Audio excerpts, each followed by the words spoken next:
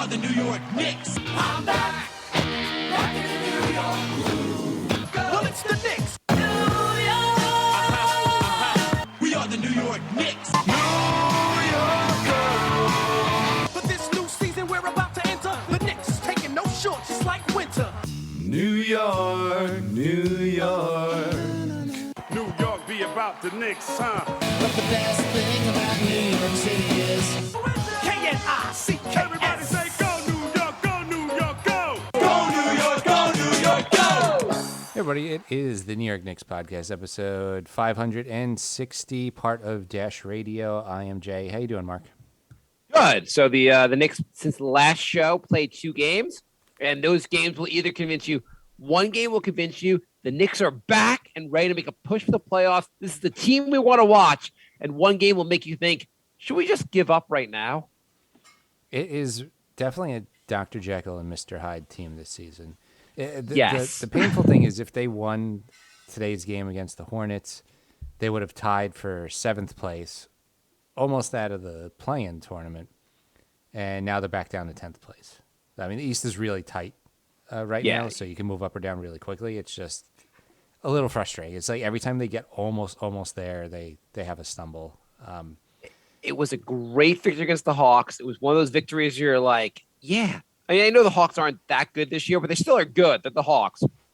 It was one of those, like, everyone played well. It wasn't like the bench unit leading you to victory. The 5 starters all had great games, or all had really good games at least. Mm-hmm. It was one of those games you're like, oh, the team is functioning the way it was supposed to on day 1 of the season. We are finally there. The future is bright. And then the Charlotte game, you're like, I mean, I get Miles Bridges is good, but this is ridiculous. It was just like nothing went right, basically. Yeah, so career high, 38 points, 12 rebounds, 5 assists for Bridges. It was not. Would you trade Julius Randle and 2 firsts for Miles Bridges right now? And that's better than just outright drafting him, right?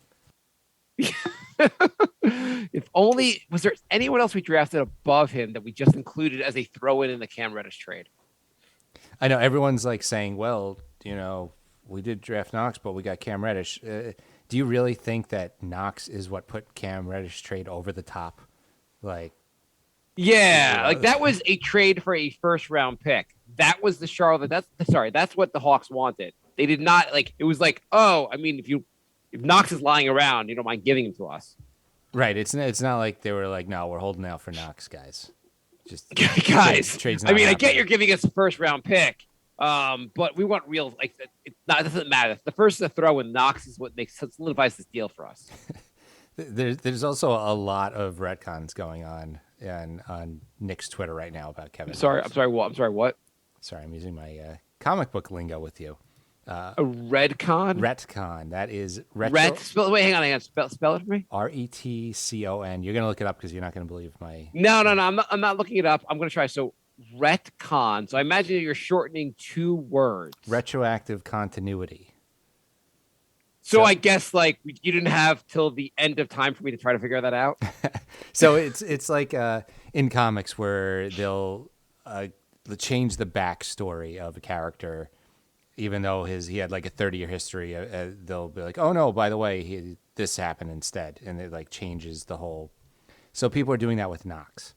And they're saying like, you know, we don't know if he was actually bad because the Knicks never gave him a chance, you know, ignoring the fact that he played like 30 minutes a game for his first season or like. I think his dad was quoted as saying something along, paraphrasing him, that like, I don't know why they didn't use him. Like, I don't know why he didn't get a chance in New York. And I'm like, dude, like, did you not watch your son? Like, he's had plenty of opportunities in the Knicks.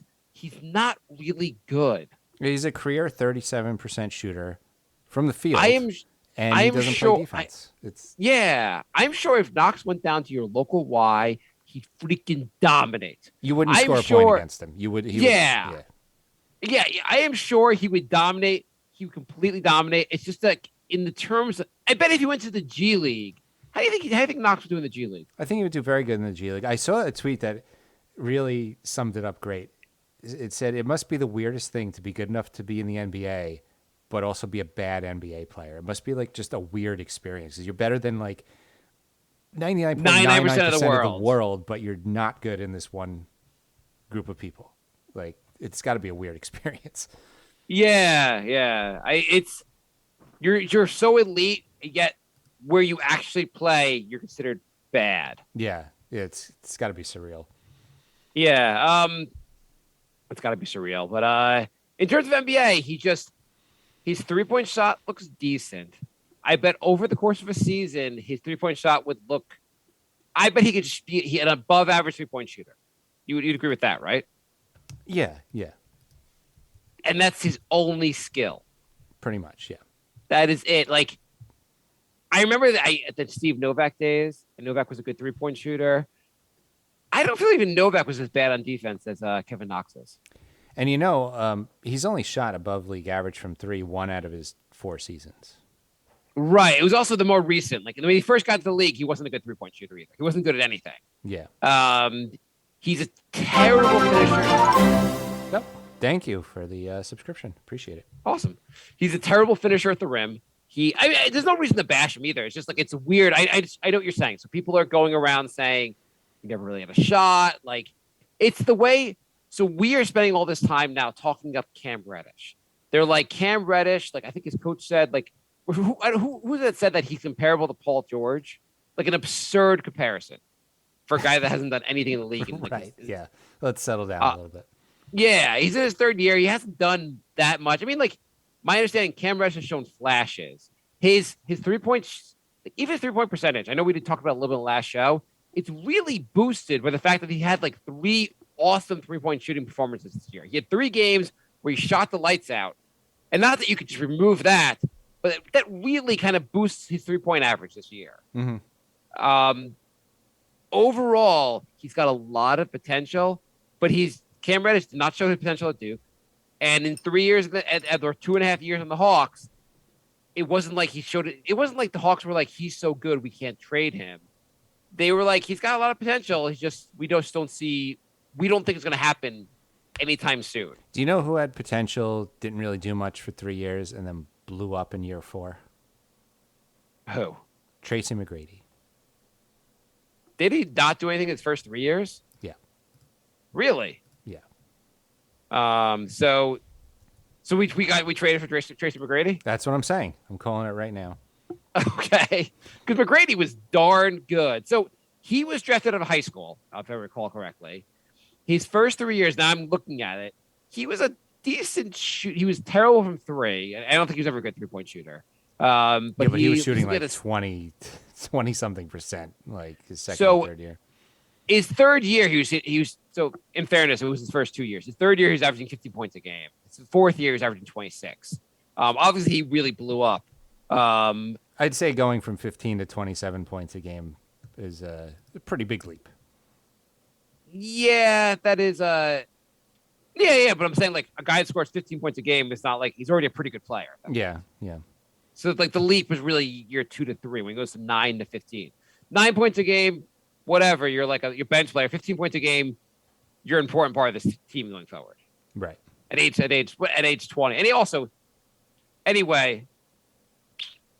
Also, Tracy McGrady, nothing against Cam again. Tracy McGrady was a freak athlete. Yeah, just like Cam. Okay, I mean, fine, whatever. Anyway, we did an emergency trade episode for Cam. We're excited Cam's on the team. We're excited also to actually see him play for the Knicks. It hasn't happened yet. It's been 2 games because he has been injured. Because that's just our luck. Yep. But so anyway, my bigger point was, as we are trying to talk ourselves into Cam Reddish and hyping him up a little bit, I'm sure Hawks fans. Actually, from reading Hawks fans message boards or Reddit, they're at least Hawks fans a subreddit. Those fans do not think Knox is going to be good. So it's just the fact that Knicks fans like to torture themselves. Yeah. They like to talk up guys. They're too much, and anyone that's leaving, they actually we've lost. It was like Damian Dotson. We gave up on too early. Oh my God, Damian Dotson. Oh wait, a year and a half later, we could pick him up as a 10-day contract because the guys are out with COVID because no one wants him on their team. Steve Novak. Steve Novak was pretty good. What's your issue with Steve Novak? No, I mean it's just like didn't really do much when he left. Yeah, yes. We talk up a lot of guys. Yes, we have a history of talking up guys and having them leave and then not being like anything special.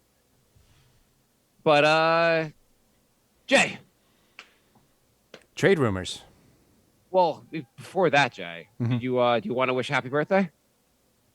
Happy birthday to Tibbs. Yeah. He's a young, spry 64 years old. The Knicks' birthday present to Tibbs was letting Bridges score all day. It was bad. The Knicks present to Tibbs was like to give him an aneurysm. Yeah, exactly. So yeah, trade rumors. There's a few. I hope that. What's up, Jay? No, Nomad's. I think Nomad's messing with us. Why? What did he say? Trade alert: Fournier for Eric Gordon and a second-round pick. I know. And the Rockets. The Rockets were asking for a first like 5 hours ago, which I don't think they. Okay, well, they would not trade. Okay, they traded for Cam Reddish. It was a young player who has a lot of potential ahead of him. Eric Gordon's a fine player, but the guy's like I think he's older than Fournier. Yeah, he's 33. Yeah, with a very extensive injury history. I don't think Rose is making that kind of, and he's been healthy lately, but whatever. I don't think Rose is making a trade to, unless is Gordon's. He's making up these trades. I don't think there's a chance he would trade for Eric Gordon right now. So, I think I think he's looking towards the future. I looked on Lakers Twitter, and they're getting everybody. They're getting Turner. They're getting Jeremy Grant. They're getting Jalen Brunson. I don't know what. LeBron James had to apologize to Magic Johnson for how shitty the team is. The Lakers, they are not having the season they wanted. They seem to think that Talon Horton Tucker is going to get them whatever they want on the trade market, which is I find very funny. It's a funny thing with the Lakers is that this is LeBron's third year with the Lakers. Is that correct? So first year they don't make the playoffs, and there's injuries and everything else. I mean, he was injured, but second year they win the title, and third year back to not. Oh no! No, this is the fourth year. Fourth year. Third year they get knocked out of the first round. The fourth year they may not make the playoffs. Yeah. I guess they got a title for them, so you have to consider it all overall a success. But like, if the Knicks won a title, I would coast for the next 20 years. The problem is Lakers are spoiled. They've been in 29 finals at this point. It's disgusting. So the Knicks rumors, the real rumors out there. There's the Jalen Brunson rumor, which he's going to be a free agent this summer. The Knicks, I don't think, have the money to sign him, so they think they'd have to do a sign and trade anyway. There's a good thing that Dallas likes former Knicks, so that there's actually there would be an ability to get a trade done. I feel there's 15 Knicks on the Knicks, so there's a lot of Knicks to choose from. They probably like, why'd you trade Knox to not us? That's bullshit. Right. They said Brunson. The rumors he wants $80 million over 4 years. If the Knicks could work out a sign and trade, I'd do that. Brunson's he's 6'1", so he's not tall, which is a bit of an issue. I don't know if you really want a short point guard, but he's looked pretty good for Dallas. He'd be a reasonable solution, or an attempt at a solution for point guard. Fred VanVleet's short though, right? Yeah, I think he's the same height, and he's pretty awesome. I think we'd be okay with VanVleet. Yeah, I don't think there's no Fred VanVleet rumor though. I don't think Toronto's trading him. No, I'm just saying like he's short. He's the same height as Brunson, and we'd be happy with him. So I don't think like Muggsy Bogues is short. I mean, what's your point, Jay? You just said you don't want a short point guard, and I'm just saying overall you don't necessarily want a short point guard because they struggle on defense and not as switchable as other positions. At the same time, Brunson's been pretty good. I would take him. I think he's a reasonable guy to go for. Anthony said we don't need a point guard. You guys saw the terrific game IQ had. He's making fun of Knicks Twitter where everybody's saying we have our point guard on the roster already. Oh my God. Alec Burks has been okay holding on the fort where he's only kind of playing point guard. Yeah. But what are the other rumors? I'm sure there's a Miles Turner still rumor out there. Yeah, there's a Miles Turner rumor, and there's a Jeremy Grant rumor. Pacers want 2 first-round picks for him, so it seems unlikely the Knicks would do that. Or it doesn't seem like that would make a lot of sense. I don't know if how much that elevates the team. Also, Mitchell Robinson's been playing a little bit better lately, or a lot better lately, which also makes more. Maybe the Knicks would just try to keep Mitchell Robinson. I don't know, but Turner also would cost a lot of money in free agency when they have to sign. Does he have a deal already, or they'd have to sign him in the offseason? Or what's the deal with Turner? He has a deal, but I'm gonna look it up real quick. But the fact that Robinson's playing better kind of complicates things a little bit more. Right. It's just because he's got a lot of potential, Mitchell Robinson, and if you feel like his potential may take off, you can get him for less money than Miles Turner. You don't have to trade first round picks to get Mitchell Robinson because you're on a team. Turner has it does complicate. One more year at 18. Okay, and then you have to sign him from there. Yeah. Anyway, it's expensive. You're already paying Noel at 10. You're putting a lot of money into the center position. It'd be nice. I mean, one of the things is Turner's been on the Pacers for a while. The potential is there with Turner, but it's not like the Pacers are all that good either. I mean, I would really just rather a point guard. I feel like everyone plays better when you have a good point guard. And then there's Grant or Jeremy Grant. Wait, yeah, who has one year at 21 next year. I don't understand that. I don't know. What do you think of that? What do you think of that idea? I mean, he's good. He's scoring over 20 a game. I don't know if he's exactly what the Knicks need though. I feel like he's kind of like a high volume, not super efficient. Like he's not really good at the three. He doesn't even shoot a good percentage from 2. He gets 5 rebounds. That's not great for a power forward. In Denver, well, I guess he also plays a small forward. I assume if you're keeping Randall and getting him, then you're putting him at small forward, I assume.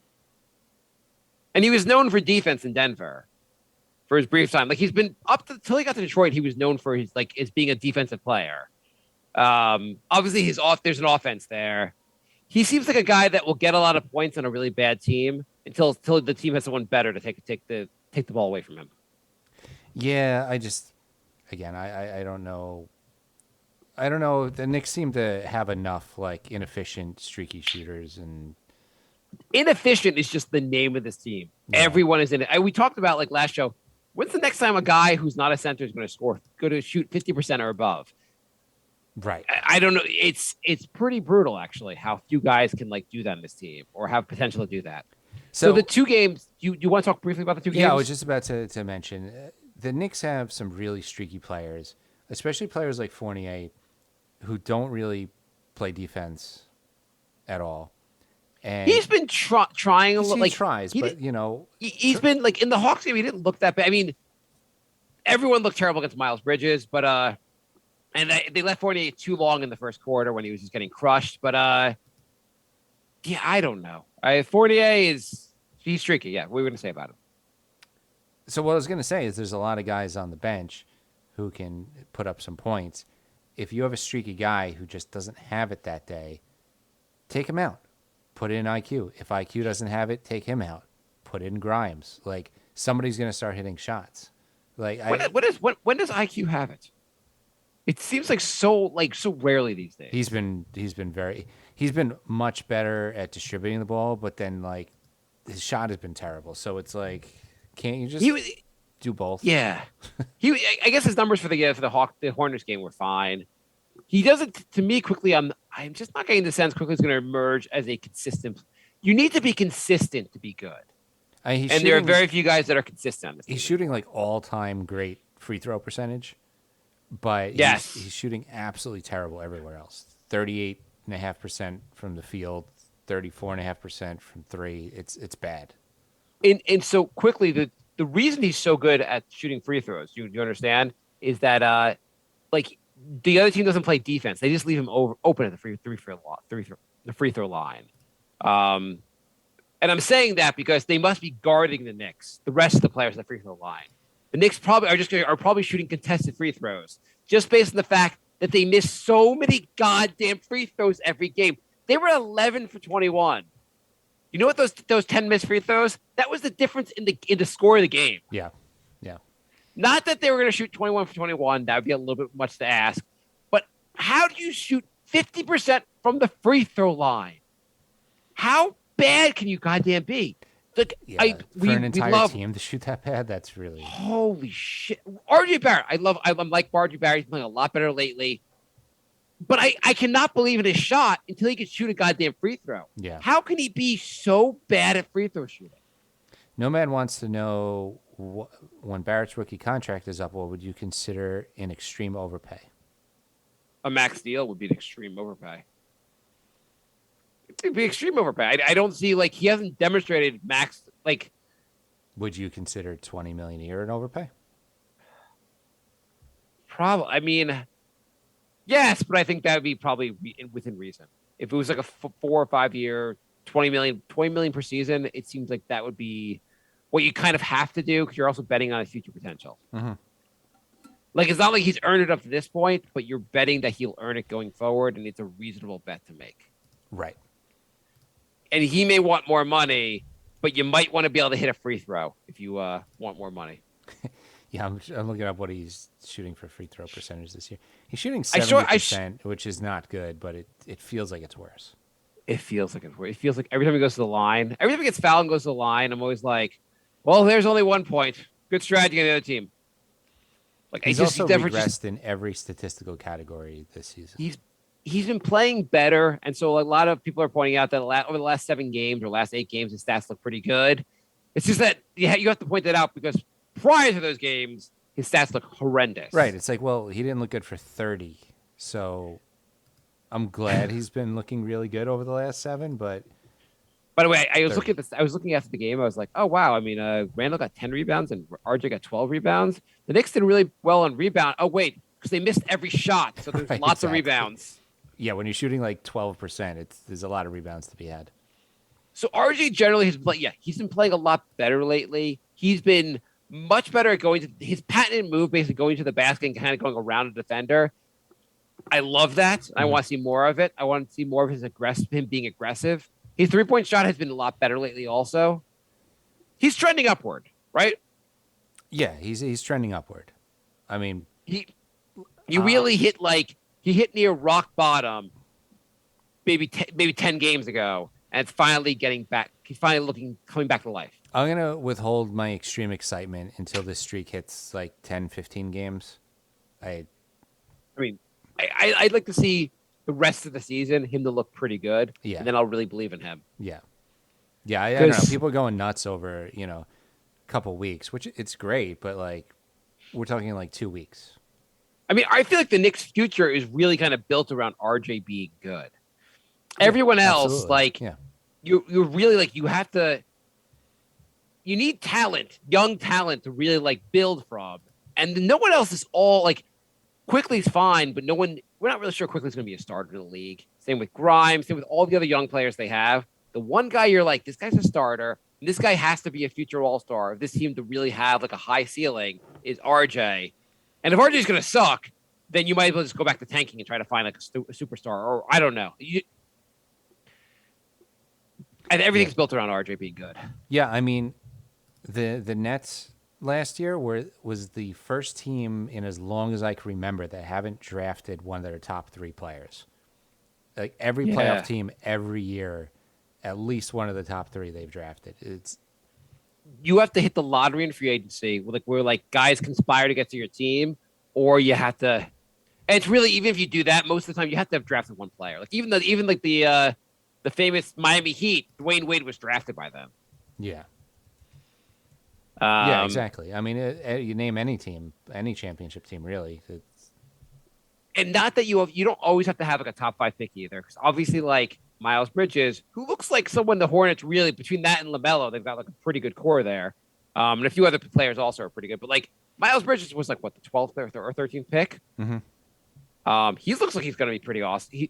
He looks like he has a bright future ahead of him. Yeah. God, I wish the Knicks had a draft pick that year. It's just the Knicks wasted so many draft. I saw someone on Twitter or someone was like, because when the Knicks traded Knox, they were like the who's the guy who's the last guy the Knicks extended? Charlie Ward. It signed past their rookie contract. Yeah. Yeah. Charlie Ward. So they're like the Charlie Ward curse still lives. Another rookie guy not signed past his rookie contract, and the Knicks Twitter account, whatever the person was, who was like, stop with these old Knicks narratives. Like this stuff doesn't matter. Like stop trying to like troll us with your crap. Like yeah, it does matter. The Knicks have been bad at drafting and developing players for a long time. This is just a reminder that the Knicks have not. It's pathetic not to have extended someone this long. Especially since they had a string of guys that were actually good picks that they chose not to pass on as well. Like Ariza's had like almost a 20-year career. Would have been nice to have a guy like that. You had Fry, Barnes, David Lee. Like there's a bunch of guys that you would have liked to have had. It's weird to get, and even like forgetting those guys who was a little while ago in the last decade. Well, I guess KP was the last good one we would have thought they would have extended. I don't know if I'd want that contract anyway. But, I wouldn't want that contract now, but I thought that was as sure of a sure bet that he was going to break the Charlie Ward course. I'm like, there's no way they're not going to. Right on this roster, you're assuming that RJ Barrett will be the breaking of the Charlie Ward curse. Like it has to be. Like that's the guy. Like he's going to be extended, right? I would really, really think so, but with this team, you just never know. Right, and we really would have just said, like when Knox got here, we'd be like, well, this guy will be here for a while. Ntilikina, like, I mean, the Knicks would keep him past his rookie deal. No one gets, and those guys obviously weren't very good, but it's just amazing. Like the KP thing, like you would have thought they would have. I mean, I felt confident about Gallinari breaking the streak. Yeah, he had a lot of injuries after the Knicks traded him, or even with the Knicks, he was injured a lot. I feel like he's healthier now that he's not on the Knicks. Yeah, he's one of those guys to like pull the Grand Hill. Eventually, he got really healthy. Yeah. Anyway, against the Hawks, the Knicks looked awesome from the whole game. They were from beginning to end. The starters looked great. The bench really didn't give them much, but the starters were awesome. Mitchell Robinson was a beast down low. Oh, we didn't talk about the biggest highlight of the whole what was the biggest play of the entire Hornets game for the Knicks? Was that the Mitch dunk? Yeah. Yeah. Mitchell Robinson was above the 3-point line, was given the ball, and like what he normally does is just pass it to someone else, just hold it for a second until someone else can take it from him. And he's like, screw this. He drives to the basket and dunks. And we were like, everyone was like, holy crap, I cannot believe that just happened. Right. It's like, oh, you could do that? Let's see more of that, please. If he shat a unicorn, that would have been less surprising than him driving to the basket. Yeah. So you think he's going to break that? Do you think he'll break that out again? Like, are we going to see that again? We'll see it again, but I feel like it's going to be one of those rare, like once every 2 weeks type of thing. I don't know. There's so often when I watch him get the ball up, like when they basically give it to him up there as they're trying to reset, where I'm like, I wish the other team had to cover him because no one covers him up there. And like the lane is there. If he just does it a few more times where a guy's forced to cover him, that even makes things a little more open. Yeah. But I'd love to see him a little more agile on offense. Anyway, the Knicks were awesome there. They were terrible against the Hornets. Is there more to add about the Hornets game? I want to talk about the Hornets game. Brandon asks, what are your expectations with Cam? I don't expect much more than what Knox gives you, maybe the exception of ball handling. Everyone acts like we traded for Paul George, so I think they'll be so disappointed and want him gone after 15 games. I mean, I've watched some highlights of the guy, and I've obviously seen him play against the Knicks. He's got a lot of potential, which is what we will be saying for a while. I think he's a better version of Knox. I mean, he looks like he has like a lot of potential to actually play defense, and I don't know. I guess worst case, he's just another Knox, and best case, he might be a real player. I think he's going to be better, but I think people are acting like we got this like ridiculously good player. We just made this giant trade. Yeah. Yeah. I would like to temper my expectations a little bit. I mean, it'd be great if it worked out. Brent also pointed out his plus minus on defense is the worst on the Hawks. Yeah. So. I feel like he's going to be a guy that's going to have his moments where you're like, he'll have some good games where you're like, holy crap. But he also seems like all his good games are based on his ability to shoot the lights out from three.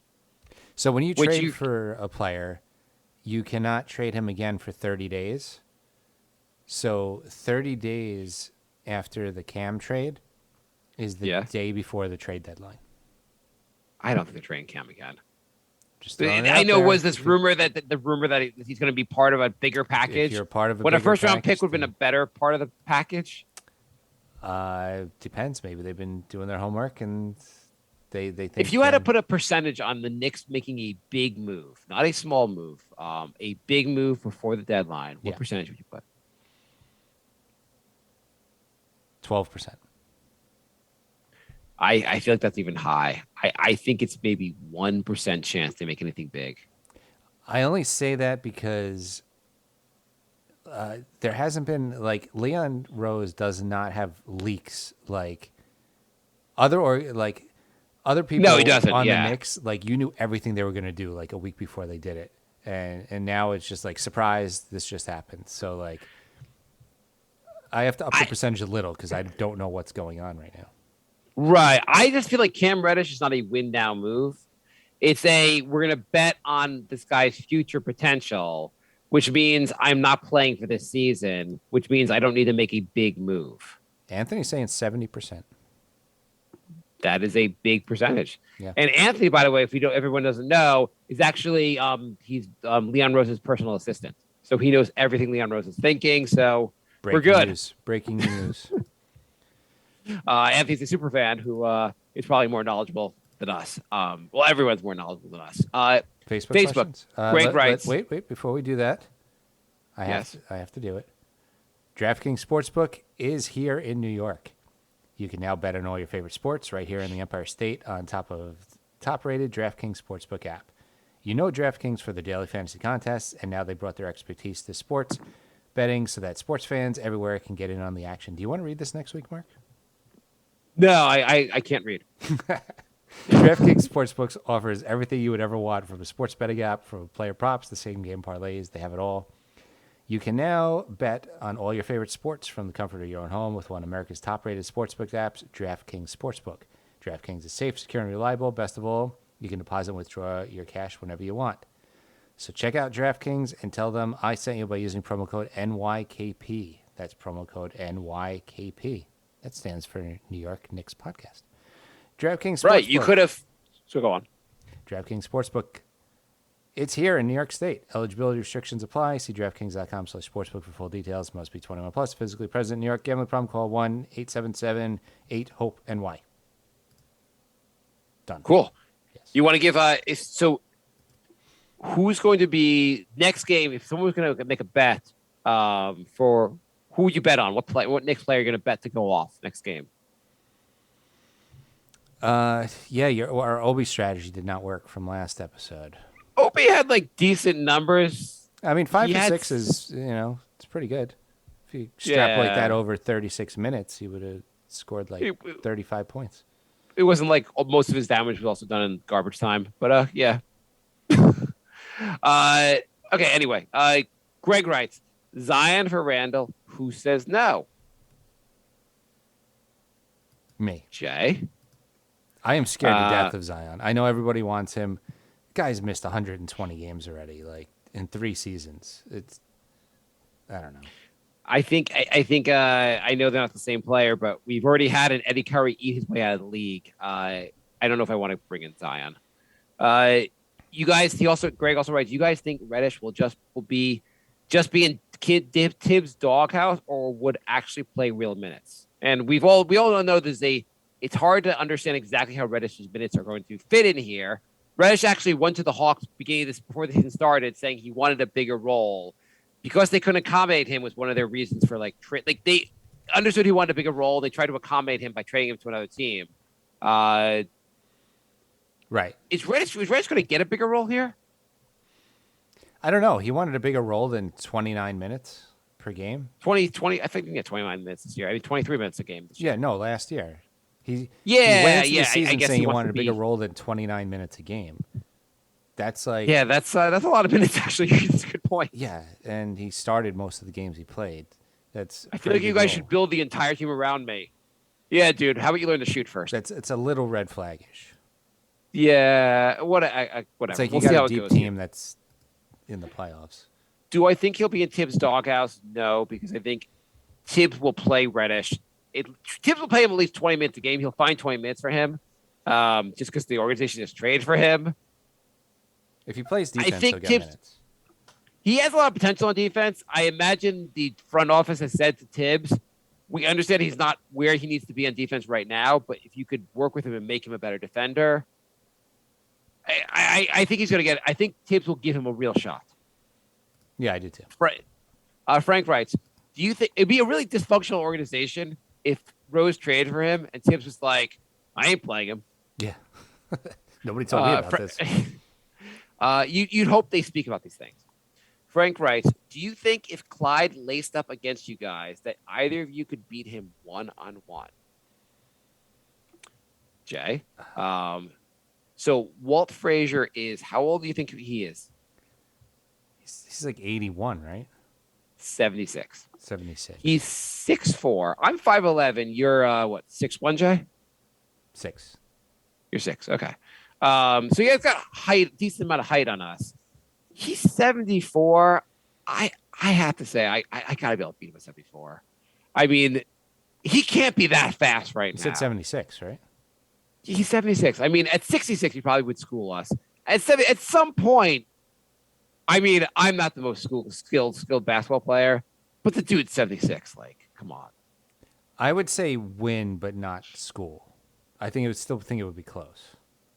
Oh, you'd say he'd win, but you'd keep it. It'd be a close game that he beats you.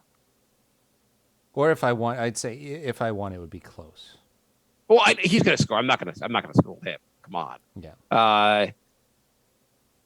He's got to have like issues. He's got to have like hip issues. He's 76. Yeah. Yeah. You know, an agile 76-year-old.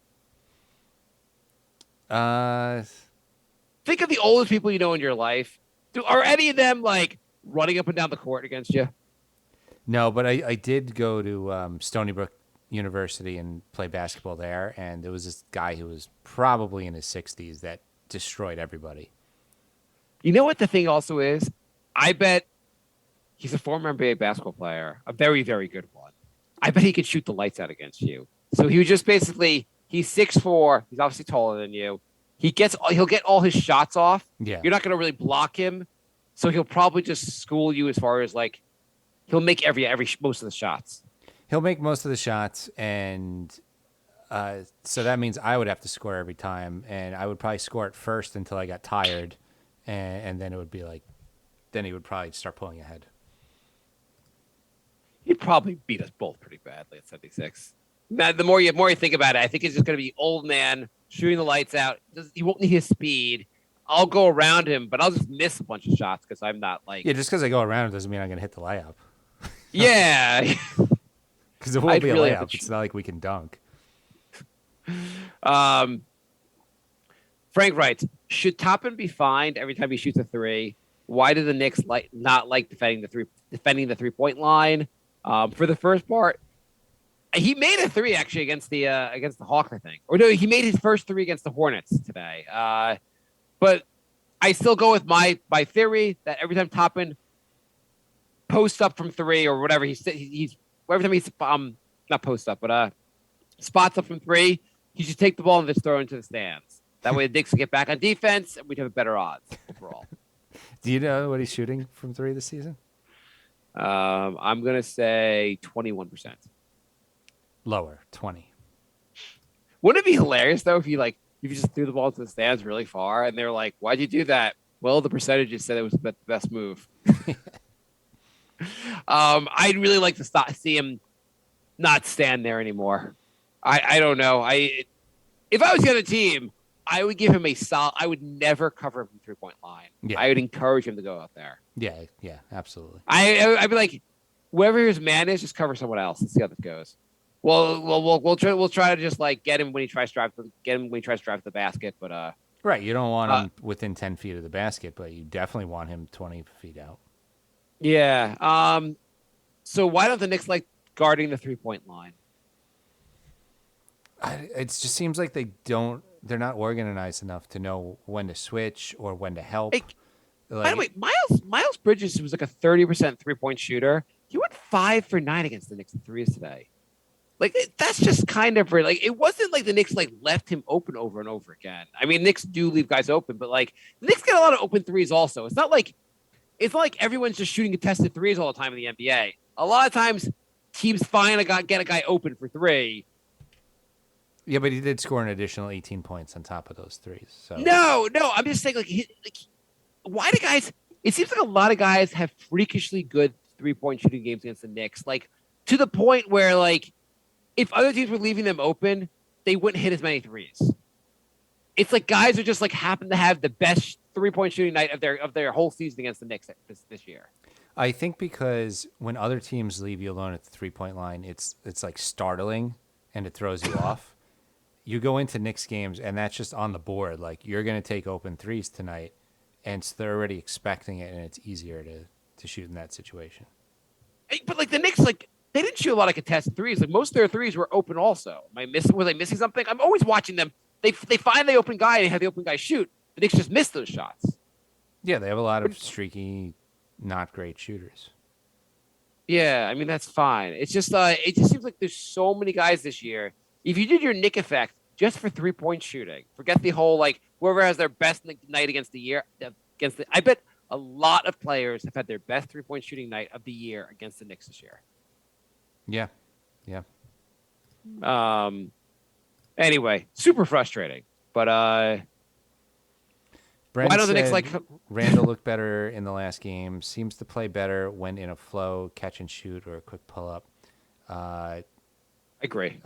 Nomad said we hitched our ride to an efficient player like Randall. What do you think Randall's trade value is? Also, I have Randall on my fantasy team, and it kills my field goal percentage and high turnovers. Well, I got you beat because I have Michael Porter Jr., who has a worse field goal percentage and more turnovers. So I feel your pain. Should Julius Randle be a guy that gets? He should be at 50%. Yeah. Is that correct? Like he has the ability to go to the basket. He shoots so many stupid shots. Like at the very least, he should be shooting 50% from 2. And I don't understand. Earlier in his career, like I'm looking back at his stats now. When he was 23 and 24, when he was with the Lakers and the Pelicans, he shot 57% and 56% from 2. Why is his 2-point shooting so down? He's not playing under the rim anymore. Even his 2-point shots are like long twos, dribbling into a triple team and then jacking stuff up. I feel like he settles for too many shots too often. Yeah, I don't know if it's not trusting teammates or I don't want to say he doesn't have the court vision because he's averaging 5 assists a game. That's not nothing. He just forces stuff too often. Like he plays like there are times in the game where he looks great, and then there's times in the game where like he just tries to force something because the offense is just not working, or he's trying to play hero ball. It's almost like he hit all those hard shots last year, so he assumes he can do it again this year. And the way guys become better shooters, like in the NBA at least, is they learn to stop taking the stupid shots.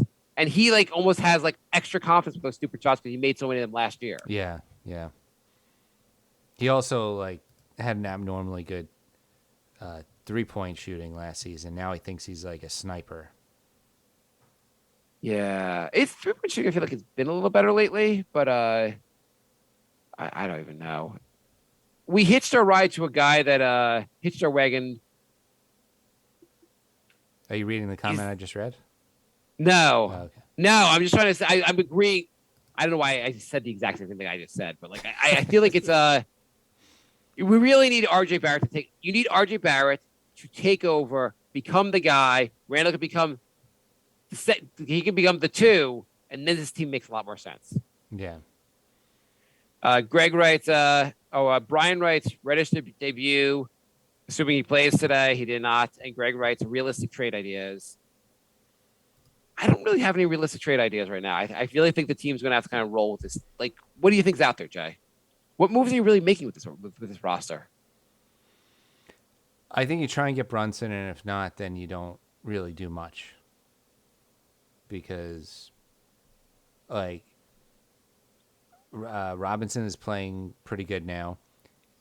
Do you really want to trade Robinson now when it looks like he's actually, like, figuring out offense? Do you are you going to trade? If you're Dallas, you're trying to like do something this year in the playoffs, and Dallas hasn't had the best season.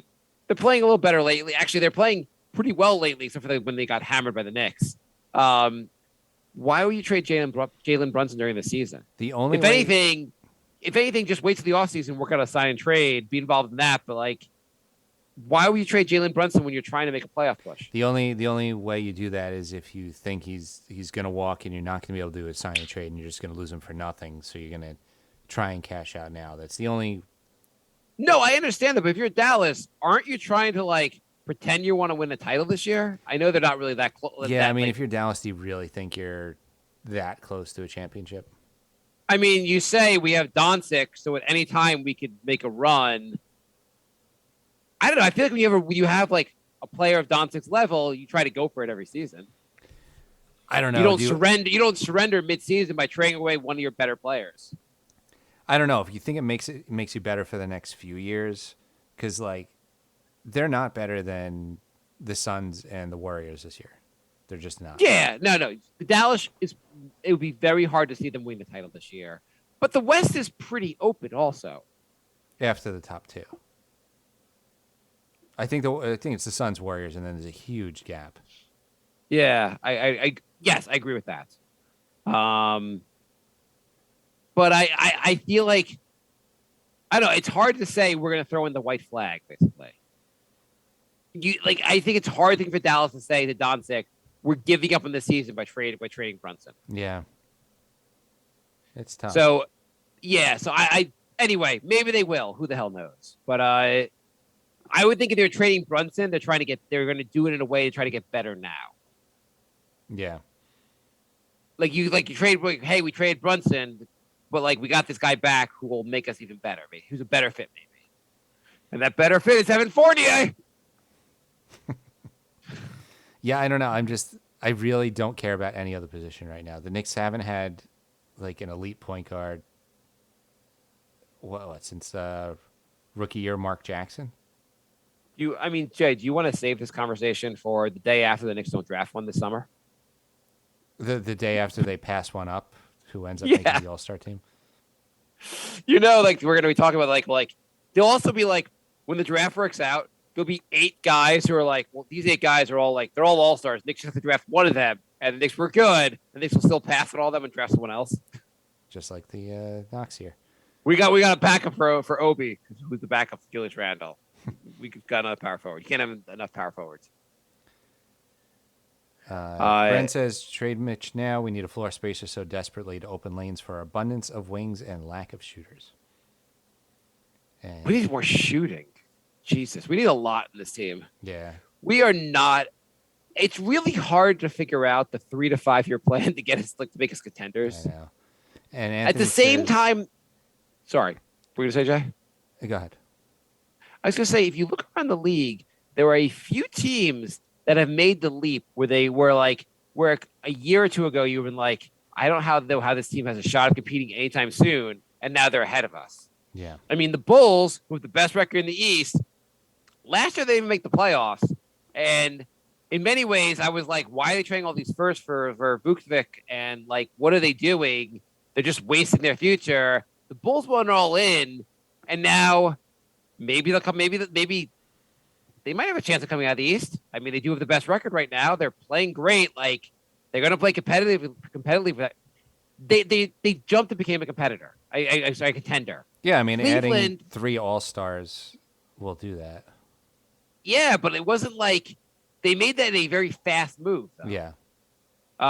They won all. It wasn't like they drafted these guys and they really switched gears really fast. They just built on Zach LaVine, and then everyone else was acquired. Yeah. By the way, they drafted a guy, A couple picks after we drafted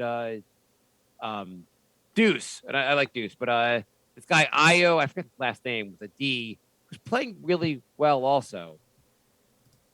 Other teams seem to find even better players than we seem to find in the draft, which I guess is whatever.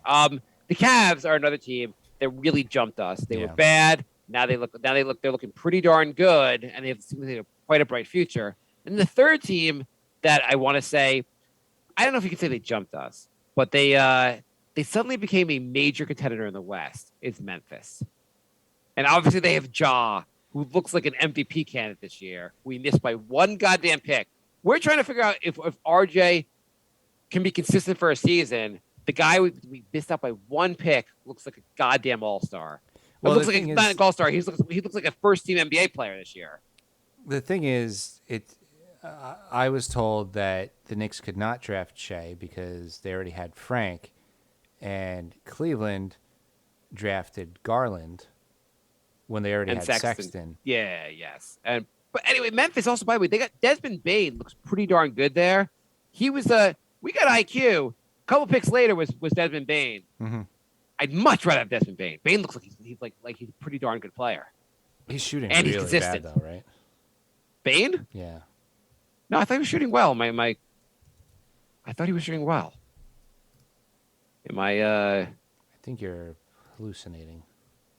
Or maybe I'm wrong. Maybe I'm thinking of somebody else. He's shooting 46% from the field, 42% from three. He's shooting almost 7 threes a game. You're thinking of someone else. He made this is his second year. He's made quite a leap. He's averaging 17 points a game. He's one of the reasons they're really good. I'm thinking of somebody else. Oh, okay. And Bane was drafted, and again, it's all about draft, like nailing the draft and so forth. This guy was drafted. He was the 30th pick, so it was a few picks after IQ. And again, you could find anyone. You don't always have to have a top pick, but like, I was thinking of Baisley. But same team. But I remember people talking about the Knicks should take Bane, and not that I knew back then. And he went a couple picks later, and they're like, "Oh, he would have been a nice guy to get." And we got the guy IQ, but we could have got him in the second round. Maybe the Knicks could have just like drafted Bane and then drafted IQ in the second round. That probably would have worked out also. All right, we are out of time. Quick question. Anthony writes, will you trade for an injured Dame if it takes Cam, Obi, IQ, and a pick? No. I don't want to trade for an injured guy. I don't know. I don't want to trade for an injured guy who's in his 30s. Yeah. Okay. Anyway, my bigger point was there are three teams that went from being like in just being bad teams and now are all contenders. So we just need to figure out our secret for some goddamn way to do this also. I mean, with basketball, you just need that one guy. Yeah. You need that one guy to come up and really step up. Who knows? I mean, maybe Grimes like next year takes like a leap. Yeah, could happen. Who the hell knows? I think he was a top 10 recruit out of high school. All right. So we are NY Knicks Podcast. NY Knicks Podcast at gmail.com. NY Knicks Podcast at Instagram, Facebook, Twitter, and Patreon. I just uploaded the first 46 episodes of the podcast to the Patreon. So sorry about the people who are already Patreons. I didn't realize you get an email every single time I upload an episode. So some of you guys got bombed this weekend, and apologize for next weekend when I upload up to episode 100. So. We have some awesome fans that want to go listen to previous like older episodes, so Jay is trying to make it happen for them.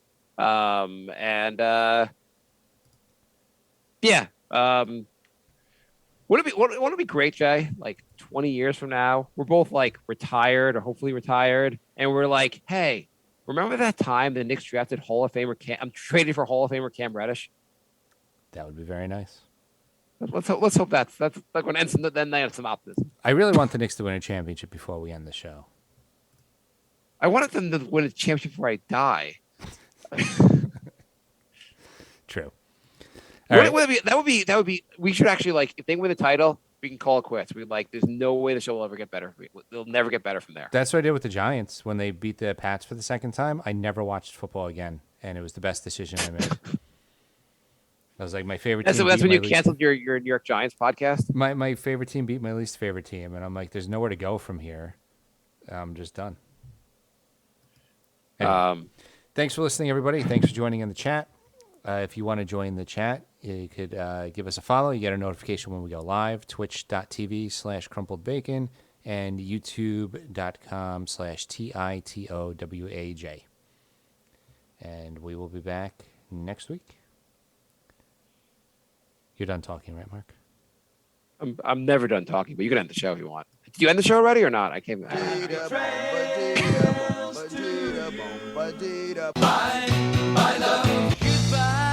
everybody. It's over. It's time to go. This is the end.